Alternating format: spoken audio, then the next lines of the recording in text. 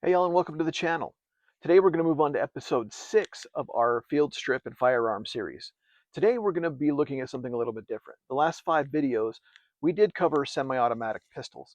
Today we're going to go over a revolver. A revolver, you say? How do you field strip that? Well, we're going to get into it and how the cleaning and inspection of this weapon works. Of course, it's a little bit different. You're going to come up with different variants of revolvers. This one, the barrel doesn't really come off uh, the way the wheel doesn't come off the way some others do. Some the wheel comes right out and you can punch it and everything else. I had a 22 revolver a long time ago that could disassemble that way. This one doesn't. You're going to see what I'm talking about. But even this weapon with an external hammer and everything else, you still have to follow the weapon safety rules. Okay, let's cover those one more time. Treat every weapon as if it were loaded. Never point the weapon at anything you do not intend to shoot. Keep your finger straight off the trigger until you're ready to fire. Keep the weapon on safe until you intend to fire, and always know your target and what lies beyond. If you consciously make an effort to follow those weapon safety rules, you're going to be safe whether you're here at home maintaining weapons, cleaning them, whether you're out in the field and you've got to field strip it in order to do something because of a malfunction, or if you're out in the field just putting lead down range.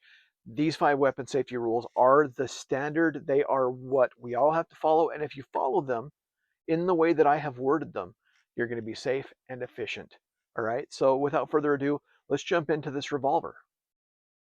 This video is for entertainment purposes only. It is not meant to instruct or advise in any way, shape, or form. If you have a firearm that is having any difficulty, we urge you to reach out to a qualified gunsmith. Safety is of the utmost importance when you're around firearms and must be maintained at all times. The creator of this video and the social media in which it is found accepts zero responsibility or liability for anything you may or may not do when it comes to dealing with firearms. Safety is of the utmost importance. All right, so let's get started with this bad boy. The Smith Wesson M6 357, which can also shoot 38 specials, and we'll go over that in just a minute. This particular firearm can't really be field stripped, if I'm going to be honest with you. This is a Smith & Wesson M6 357 Magnum. We're going to unload it. Okay. This is, I guess, my second firearm. One of the previous videos I said it was my first. I actually inherited this when my father passed away. He was a deputy sheriff, and back in the late 70s, early 80s, this was what he carried up until the late 80s, early 90s when he bought himself a Glock. But this was left to me in the will, and I love this firearm. So, being a 357 Magnum, it is where is it? There's a model number. Maybe the model number is under the pistol grips. Oh, there we go. Model 10-6. Okay, so it says right there. So this, oh, she needs a little bit of lubrication and some love. Okay, so this is actually one of my favorite double action firearms. It is, oh, she is stiff. I haven't been giving her enough attention. Okay, so look, this is great. So you can't really field strip a revolver, at least not this particular one. There's others that I've had where the barrel, the not the barrel, the whatever this is, it comes out. This one, man, there's some carbon buildup in there. So we're going to put a little bit of lubrication. We're going to start there. We're going to start with some lube. Oh yeah, that feels much better now. Much less stiff. I'm going to spin that around about 180. Do it again. So this right here that I'm pushing on, this is the round ejector. So unlike an automatic firearm where the casing goes flying, after you shoot this and everything's empty, you have to push this lever to bring this out and then push that to drop all the rounds out. Okay.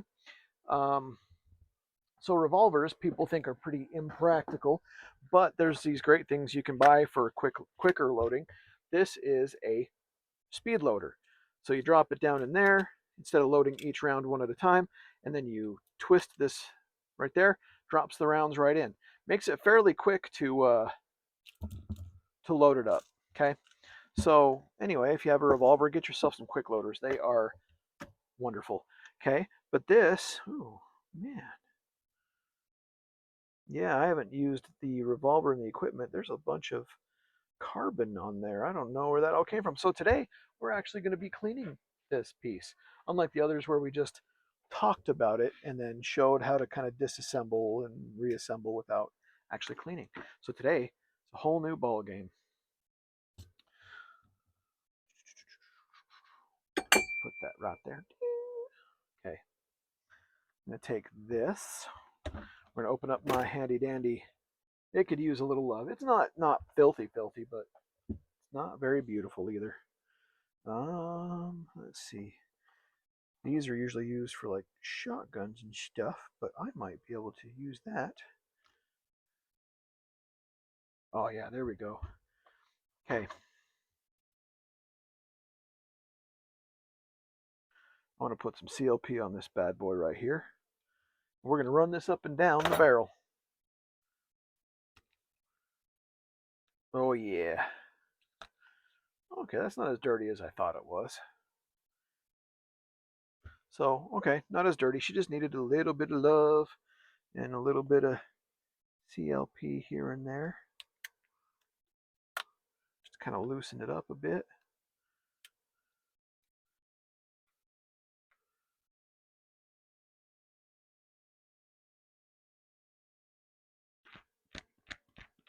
Okay, get that to where it spin. This shouldn't free spin forever, but that looks pretty good. A minute ago that was really stiff. Okay, and there's a, oh yeah, that's much smoother. Now let's see what we got around here. And the firing pin. Okay, we're good. So as far as taking care of a revolver in the field, it's that simple. Just what I just did. Unload it. Make sure that you got, everything's smooth and running clear and clean. Make sure that your carbon's all out. Now, revolvers are very simple. They are very, very reliable because of this reason. Okay, and this one's a double action. You can either pull it back and it cocks the trigger, or you can pull back. Now, maybe I'll do some videos on shooting techniques so that we can look at the difference between various stances and things. For this weapon, I use the Weaver stance if I'm shooting my 357. I use a more tactical stance, modern stance, if I'm shooting some of the automatics that I have. So guys, that was really quick, So I hope you don't mind. But taking care of a revolver, I mean, that's pretty much it. If you're going to do a quick expedient, if you had to take things apart, there are ways, but I'm not going to go over that. You could take this off. You would take the pistol grips off. These are aftermarket pistol grips, but there are ways to disassemble and pull the trigger out. I would never go that far on a revolver. You know, I think what I got right now is really good. I think I'm all set. So with that being said, that is going to be the final pistol episode of this series. Next, we are going to cover the High Point 995. That was awesome. High Point 995, and we're also going to cover the High Point 4595 because I have both of those. And then once we go through those, that's going to be it for our field stripping. I might do some AR-15 videos, but you guys, I'm sure most of you already know how to use an AR, how to break it down, how to clean it, and everything else. That's like pretty universal knowledge these days when it comes to firearms. So with all of that being said, guys, I hope that you enjoyed these videos. Please like and subscribe. If you have any questions, comments, concerns, emotional outbursts, go ahead and leave them in the comments. Like and subscribe and ring that notification button. Just ring that notification bell down there so that you can see that when I post new videos. I will be doing more videos on a myriad of different things, including wilderness survival, martial arts, and some other stuff. So, hey, yeah, just keep in touch with all that. And then, but above all else, guys, I've shown you how to kind of work on 6 different firearms here. So I hope that everything is making sense. But just remember, when you're out there, no matter what you're doing, stay safe, y'all.